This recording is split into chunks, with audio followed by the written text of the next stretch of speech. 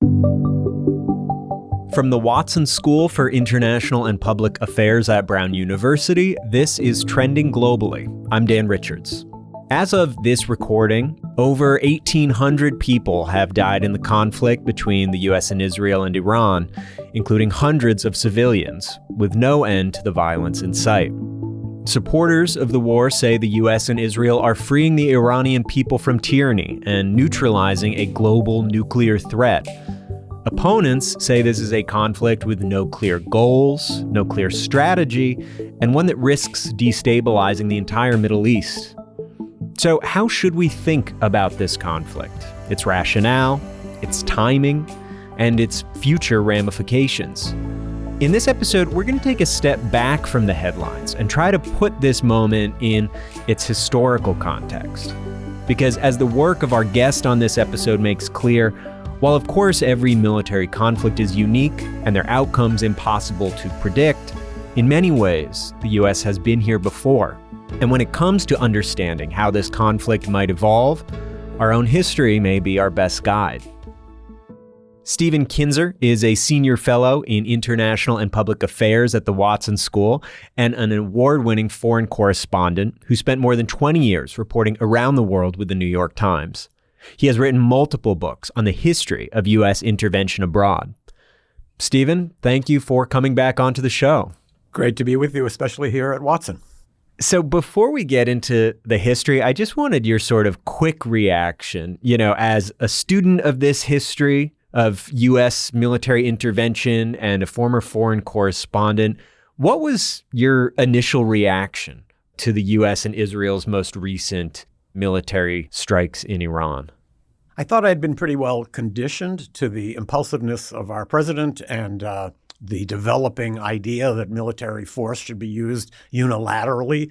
But even so, I was quite taken aback by this. I still can hardly wrap my mind around the fact that these wonderful cities like Tehran and Shiraz and Isfahan are being essentially carpet bombed. As it proceeds, I think we get deeper and deeper into a situation that's more difficult to withdraw from. On the other hand, President Trump has shown unpredictability and impulsiveness in launching the operation, so he might show the same thing in ending it.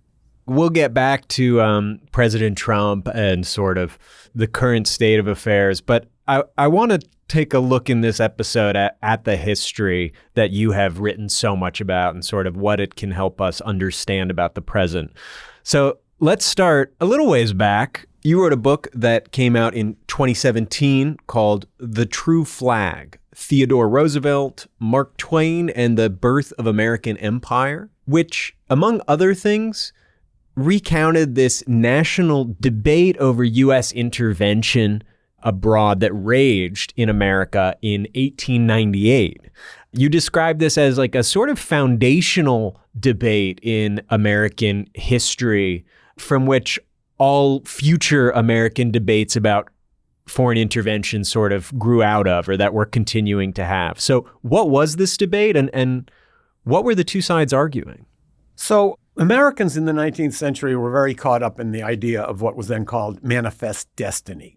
That was the idea that it was the fate, it was the blessing of the United States to ultimately fill up North America. We were going to overrun the whole continent, expel others who were pretenders, and make it our own country. In 1890, the U.S. Census Bureau announced that the frontier was officially closed. No more room to expand inside North America. So then comes the question, what do we do now? One option would have been to say, well, we've fulfilled our manifest destiny. Let's now transform this country that we've managed to settle into a model for the world and devote our resources to creating a society that others would want to emulate. The other option is, since we've been expanding ever since the Pilgrims moved from Plymouth to Boston, we got to continue expanding.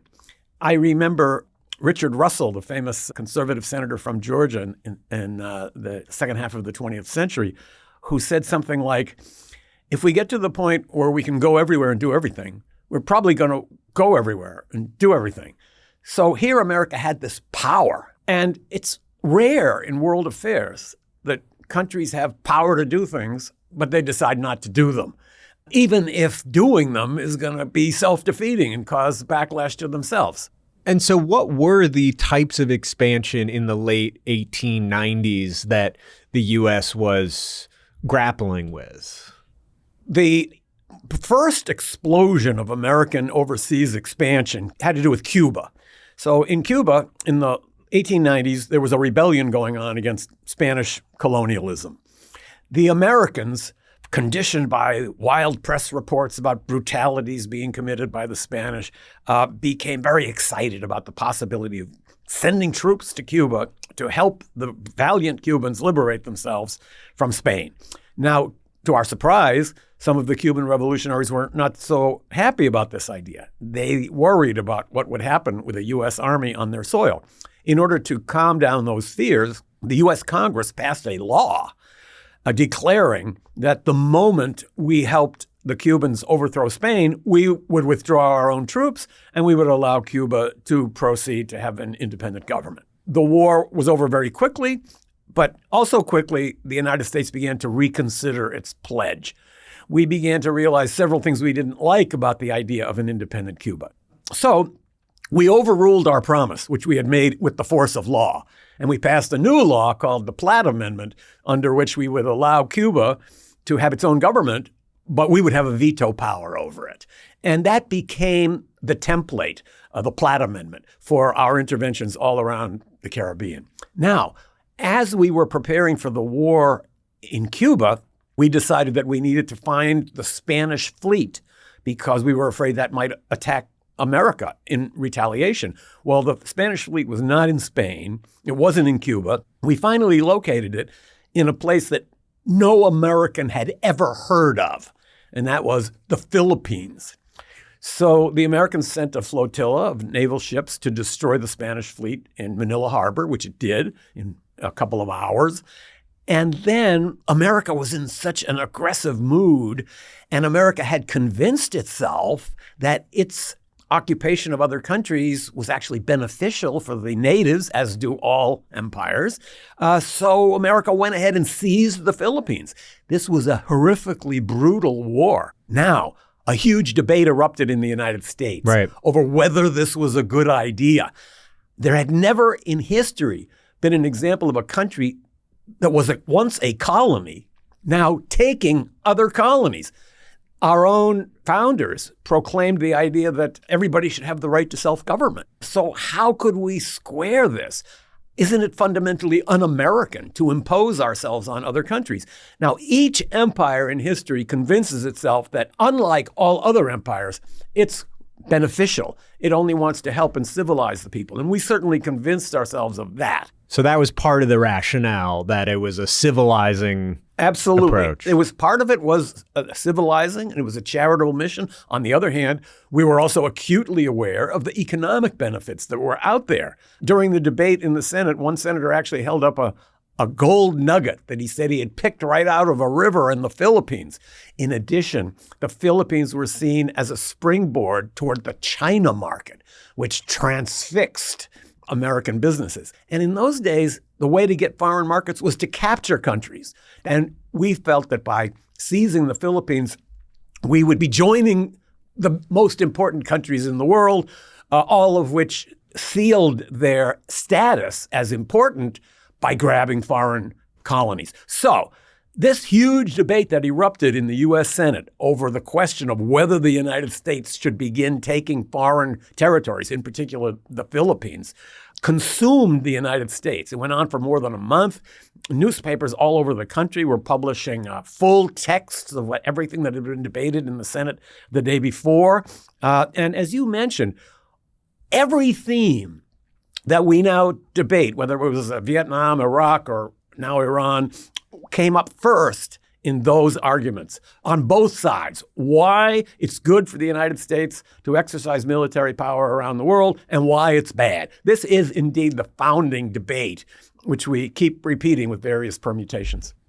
I want to turn to another moment a few decades later, a sort of a different defining era in this history of U.S. foreign intervention, and that is sort of in the middle of the 20th century and around the Cold War. And to hear more of your thoughts about intervention in that era, I want to talk about the Dulles brothers, who you also wrote. You wrote a joint biography of these brothers called The Brothers, John Foster Dulles, Allen Dulles, and Their Secret World War, which came out in 2013. So who were they, and what was their sort of collective approach to America's position in the world? So for the first half century, after our initial burst of foreign expansion at the very end of the 19th century, intervening was pretty easy for us. We just sent the Marines. And then we took over the countries, or we deposed governments at will. And we would install a dictator who was friendly to under our the Platt Amendment. Something. Yes. The idea was you rule, but we tell you what to do. It was a different form of colonialism than the European powers had conducted. Then, after the Second World War, everything changed because suddenly there was a force in the world, the Soviet Union, that could oppose our Marine landings.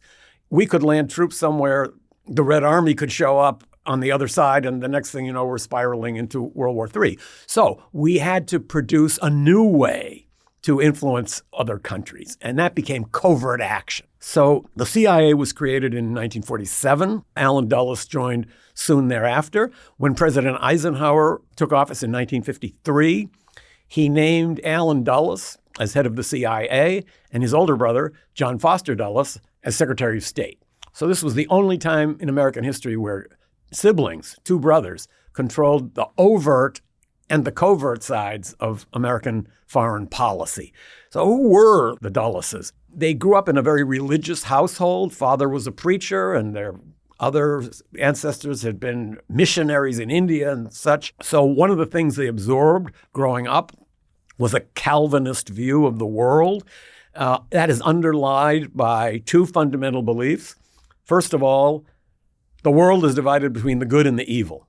And the other principle that accompanies that in traditional Calvinist doctrine is that good Christians do not have the luxury of sitting at home and just hoping that the world gets better. You have to go out and redeem it and bring the message of Christianity to the people who are so ignorant of it, and thereby risking eternal perdition. So it's a short step from those religious beliefs to a political belief that the world is composed of good countries and evil countries, and that the good countries, particularly the United States, have the obligation to go out and redeem the rest of the world. So that was a part of the Dulles brothers' approach, but it went beyond that. During most of their early lives, that is to say when they were in their 30s, 40s, 50s, both were working for this famous New York law firm called Sullivan and Cromwell. That was not a normal law firm like any other. They had a single focus, and that was bending foreign countries to the will of American corporations.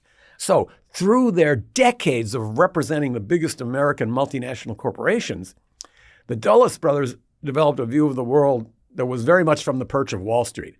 They completely identified the interests of the United States with the interests of American multinational corporations. So put those things together, and you get the approach to the world that the Dulles brothers carried out. And covert action was a very important part of it. Both of them were fervent believers in this, but what I think was not understood at the time was that President Eisenhower was also a huge fan of covert action. Eisenhower had been commander of American troops in Europe during the Second World War. He had had to send kids off to die by the thousands during World War II. This weighed very heavily on him, and you can see it in some of the interviews, including one where he essentially starts to weep when thinking about the kids that were lost on D-Day. And he saw covert action as a way to avoid wars. So actually, it was a kind of a peace project. And I don't think any of these people ever thought through what the long-term implications of covert action would be. Did it begin to just also lower the threshold for intervention? If an intervention requires D-Day, those costs are so high, you may really question whether it's of value. But if there's this idea that you can secretly go in with a few dozen people, you might jump around the world. Absolutely. And I would add another factor to that. By intervening in other countries, overthrowing governments, or preventing free elections, the United States was violating its stated principles. We couldn't do that openly. It had to be done covertly. Otherwise, the hypocrisy of the project would be completely clear. So for a lot of reasons, covert action just seemed like the solution to all of our problems. When we look back on it, we could see it as maybe the opposite, the beginning of all of our problems. Well, let's look at one of these instances that I think will also kind of like bring us a little bit more into the present, or at least set the stage for that conversation, which is that, Allen Dulles, as director of the CIA, oversaw the coup in Iran in 1953. What was the rationale for that covert action?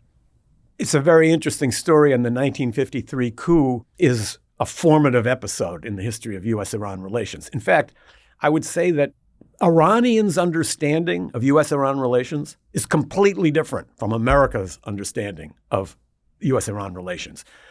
America's understanding of U.S.-Iran relations is that they begin and end with the hostage crisis of 1979, 1980. The Iranians think something different. They think that was kind of a little blip. But what was really important was what happened in 1953. So what did happen? Allen Dulles was pretty bored at Sullivan and Cromwell, unlike his older brother. But in the late 40s, he got a case that really grabbed him, that he loved.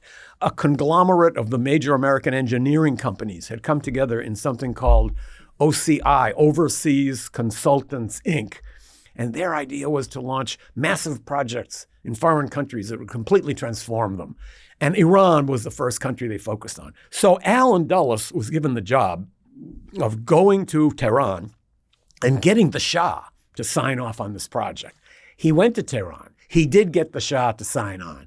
While he was there, he saw that the Shah, who was eager to cooperate with the United States in every way, was facing domestic political opposition. And who was the head of that group but Mohammad Mossadegh, this very well-respected nationalist leader? So Allen Dulles developed not only an affection for the Shah, but a realization that Mossadegh, who was immensely popular, was the great threat to America's interests in Iran.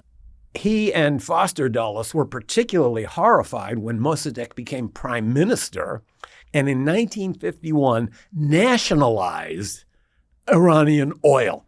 So that electrified the Dulles brothers, and they came into office in 1953 with a real grudge against Mossadegh. Now, Eisenhower didn't. So the Dulles brothers had to persuade Eisenhower to take the opposite approach.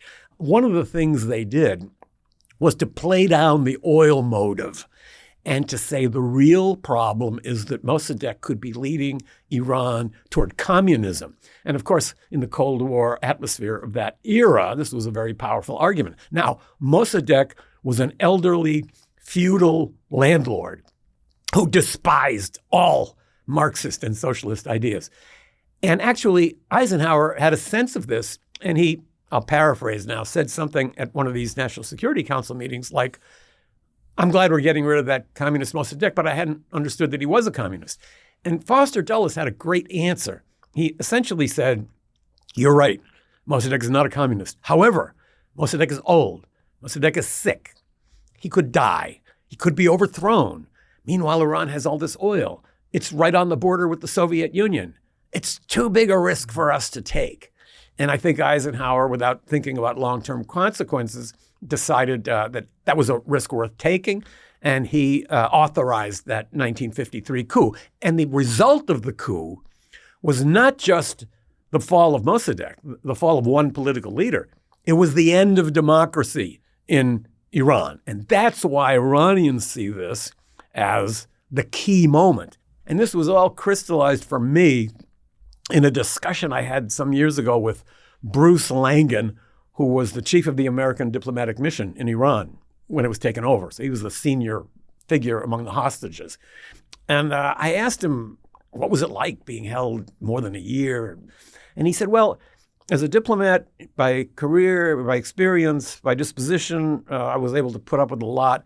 But at one point, after I'd been in for more than a year, my captor came into my little cell or room, and I exploded at him. I just lost it. And I started screaming at him and telling him, you have no right to do this. You cannot take hostages. Iran is supposed to be a hospitable country. Taking hostages is against every idea, every law, every principle of religion. He said I went on and on for several minutes.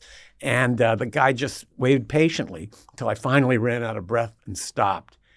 And then he looked right at me and said, you have no right to complain because you took our whole country hostage in 1953. And that shows you how vivid that episode is in the Iranian collective memory. And it points to something you wrote in the preface to your book, All the Shah's Men, a preface I think you wrote in 2008, that this episode of the 1953 coup epitomizes more perfectly than maybe any in recent history the concept of blowback. I wonder if you could elaborate on that a little bit, and this idea that sort of a recurring theme in American intervention is the kind of unpredictable reactions that sometimes can even go in the opposite direction of what the designers had hoped for. The Americans placed the Shah back on his peacock throne after the 1953 coup. He then ruled for 25 years with increasing repression. During that period, he was never able to establish his legitimacy as a leader. The reason was everyone understood he had been placed in power by foreign nations. And that's a particularly sensitive point for Iranians who have had a long history of foreign intervention. So spin forward, what were the results of that? The Shah's 25-year rule finally ended with a national uprising, which we now call the Islamic Revolution. And that revolution brought to power a group of fanatically anti-American mullahs who have spent nearly the last half century working intently and sometimes very violently to undermine American interests all over the world. None of that would have happened if the United States had allowed democracy to flower in 1953. If we had not staged that coup, we might have had a thriving democracy in the heart of the Muslim Middle East all this last practically 3/4 of a century. And it's very difficult to even wrap your mind around how different the Middle East might be. This coup sent a message to the rising generations all around the Middle East, the rising generations of leaders. And the message they got was very clear. The United States has now replaced Britain as the dominant power in the Middle East. And what does the United States want? Just look at Iran. It reminds me of something you wrote, from the perspective of those few weeks in 1953 and the people who led that coup. Any story can be a happy ending depending on when you end the story. Absolutely. So from the White House perspective, this was a spectacular success. So we got rid of a guy we didn't like, Mossadegh, and we replaced him with a guy, the Shah, who would do whatever we wanted. So it seemed like the perfect ending, as long as history doesn't keep happening. I want to talk a little bit more about the present now in light of everything we've been sort of discussing. As you've kind of illustrated, there have been multiple different eras of U.S. approaches to foreign intervention, different sort of templates from, full-on annexation to covert regime change to military intervention, military-led regime change.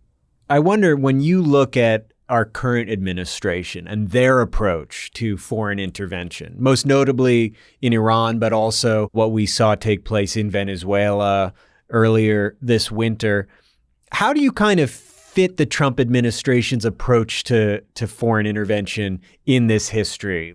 In the first place, it's completely unilateral. There's no pretense of trying to get permission from the United Nations or trying to build a coalition as previous presidents would have done. Secondly, we've dropped the pretense that we're doing this to help other people.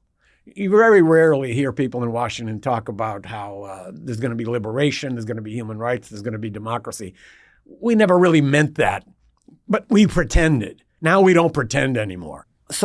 What's to me the defining factor of the way the United States is acting now is that it seems to have absolutely no restraints.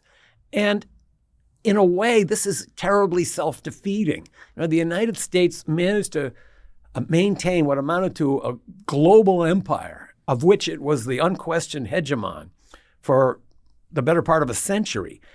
And we did this partly through coercion, but often we did it with the approval and cooperation of many other countries. And that was because coercion wasn't our only tool. We had a whole variety of tools. We had carrots as well as sticks. We tried to shape international institutions in ways that would at least give other countries the sense that they had a role, they had a voice.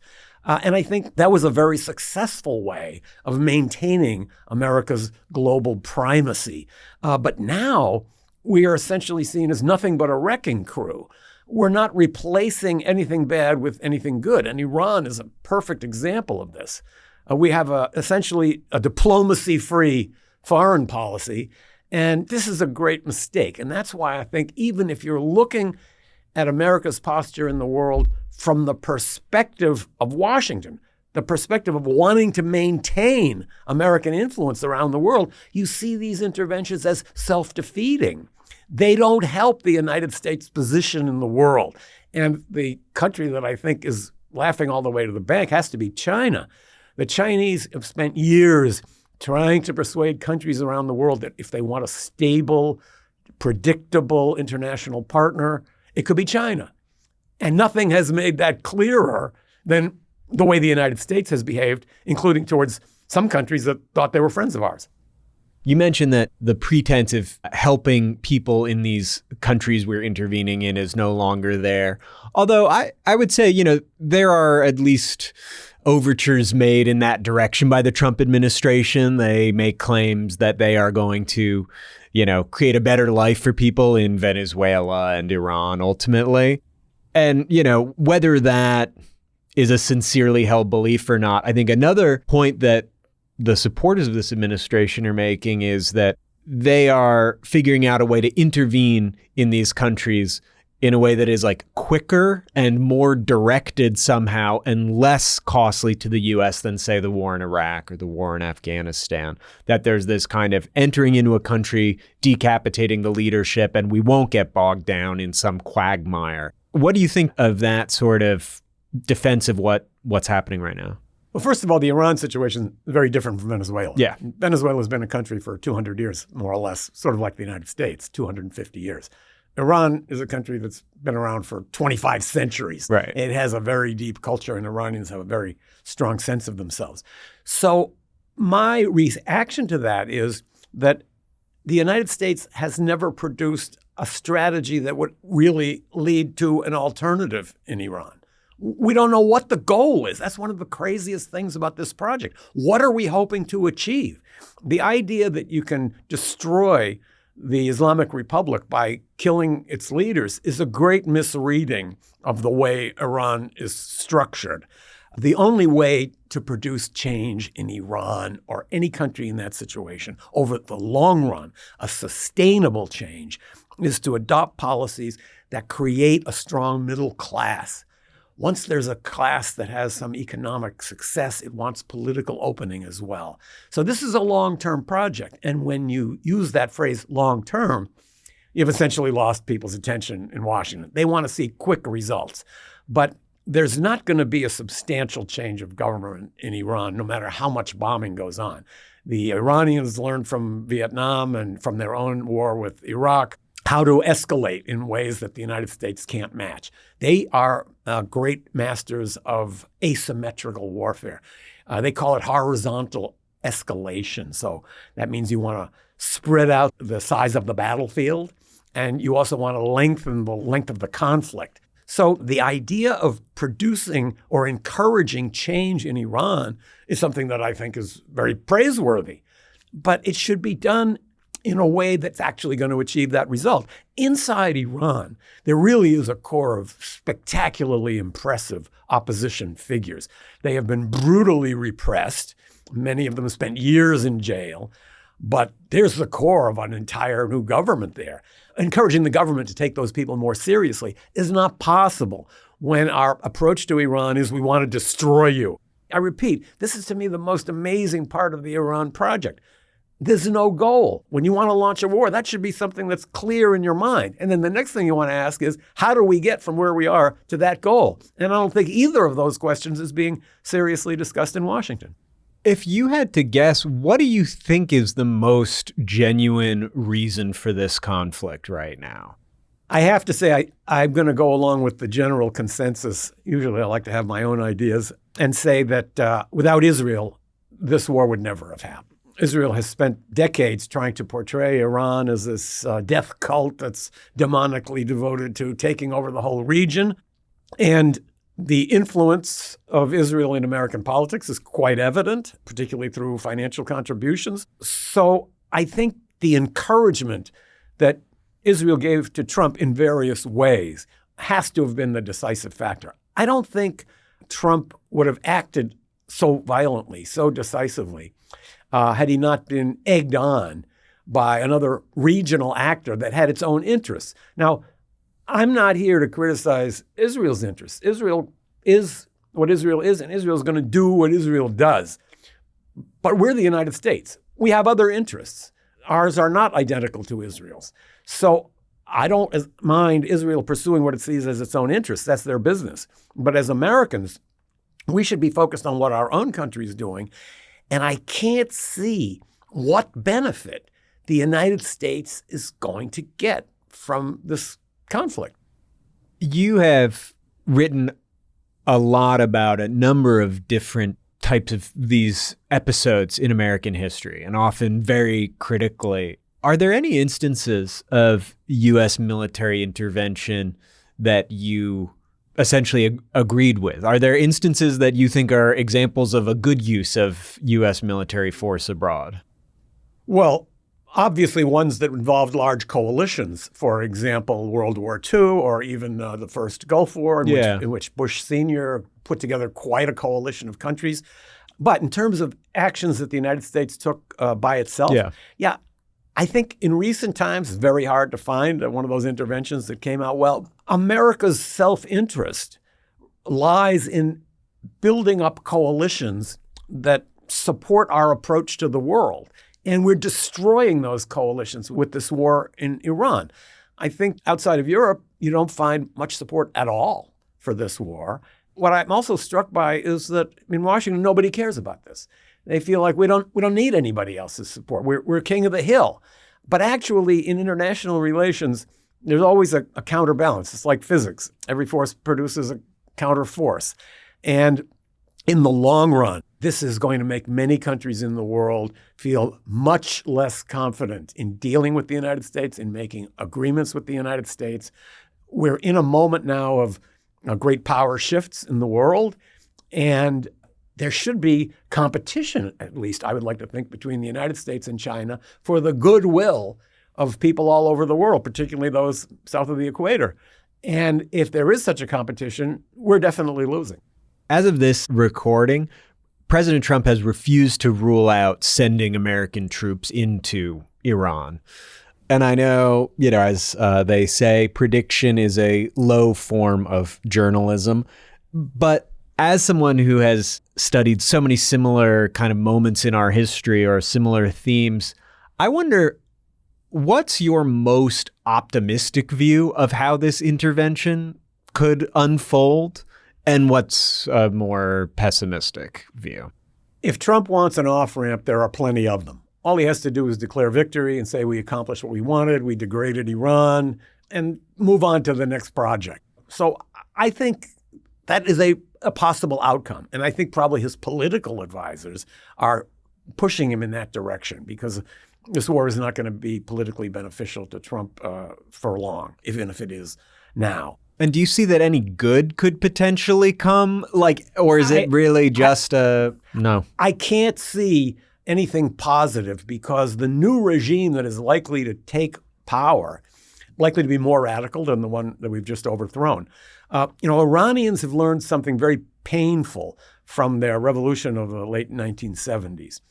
They all came together from wildly different political perspectives to overthrow the Shah because they all agreed on one point, and that was, we don't know what's coming next, but it's definitely going to be better than what we have. And what happened? It was worse. So what have Iranians learned from this? No matter how bad things are, they can always get worse.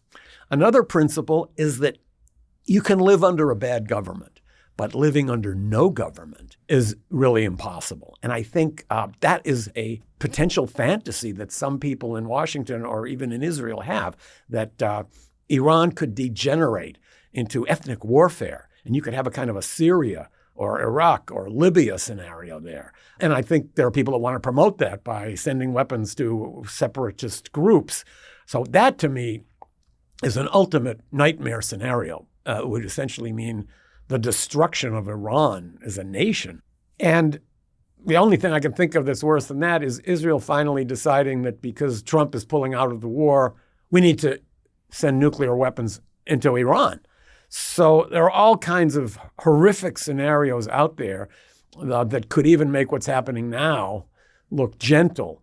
There are off-ramps, though, and I think the greatest hope is that for political reasons, the administration in Washington will decide to wash its hands of this and make some kind of a vague case that we got something done and we're going home now.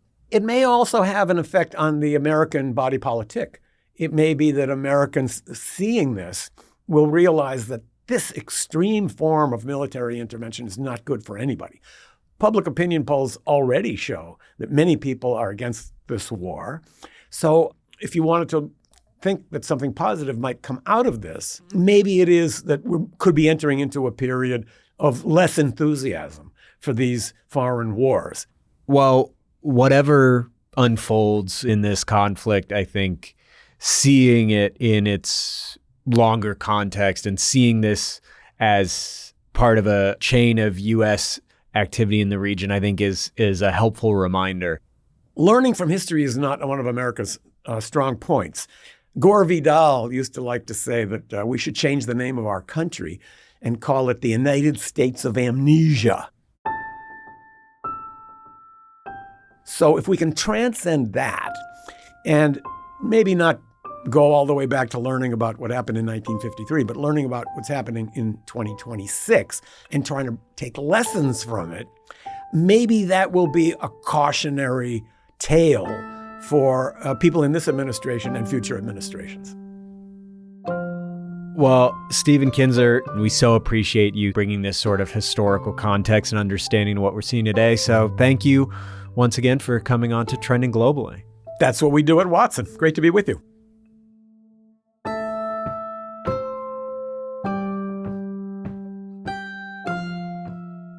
This episode of Trending Globally was produced by me, Dan Richards, with production assistance from Juliana Marullo and Eric Emma. Our theme music is by Henry Bloomfield. Additional music from the Blue Dot Sessions. If you like this episode, leave us a rating and review on Apple, Spotify, or wherever you listen to podcasts. And if you haven't subscribed to the show, please do that too. If you have any questions or comments or ideas for guests or topics for the show, send us an email at trendingglobally@brown.edu. Again, that's all one word, trendingglobally@brown.edu. We'll be back soon with another episode of Trending Globally. Thanks.